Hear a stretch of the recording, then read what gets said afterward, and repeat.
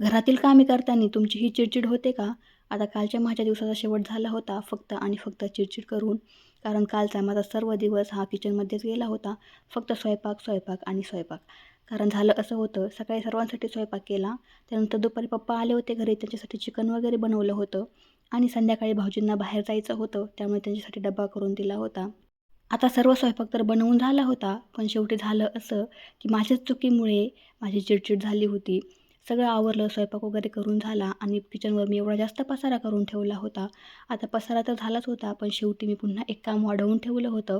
ते म्हणजे या पिठाच्या डब्यामध्ये ना माझ्याकडनं एक तांब्या भरून पाणी पडलं होतं आणि सगळं पीठ खराब झालं होतं आणि यामुळे मला खूप जास्त राग येत होता माझाच.